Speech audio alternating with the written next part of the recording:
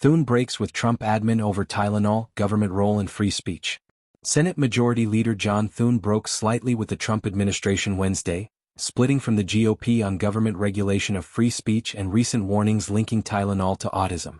In an interview with CNN's Inside Politics, Thune condemned the coercive use of government in regulating TV programming and said such decisions ought to be made by the companies after ABC temporarily pulled Jimmy Kimmel Live from the airwaves last week.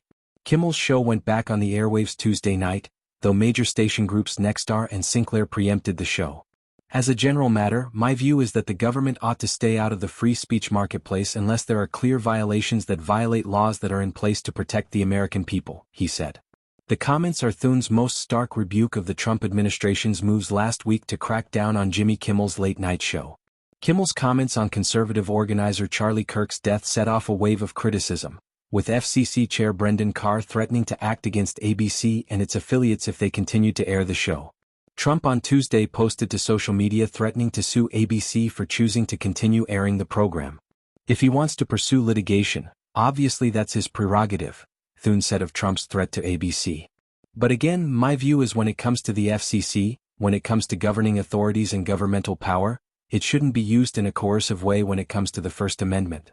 Thune acknowledged broadcast companies on public airwaves operate with a higher level of responsibility and have certain standards of truth and facts, noting he believed Kimmel's comment was inappropriate and questioned its accuracy.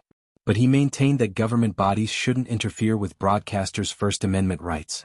I'm a big believer in the First Amendment and free speech, Thune said, and I think that any decisions that are made with respect to programming ought to be made by the companies. Thune also questioned the Trump administration's recent announcement linking Tylenol use in pregnancy to autism in children, saying he was very concerned about potential fallout from the announcement. He acknowledged reports from scientists who have long rejected the link between the pain reliever and autism, saying science ought to guide these discussions. The White House did not immediately respond to a request for comment. There are studies out there that they reference, he said of the announcement.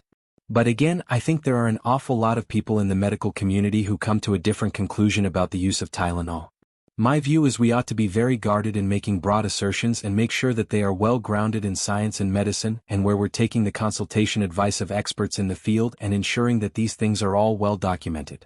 Other Republicans have also expressed alarm following Trump's announcement about Tylenol on Monday, with GOP Senator Bill Cassidy saying the warning would leave pregnant women with no options to manage their pain.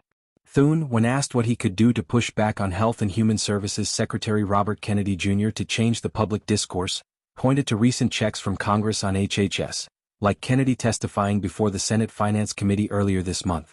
Thune suggested there should be oversight in assessing medical warnings like the Tylenol announcement and to ensure the decisions are rooted in research.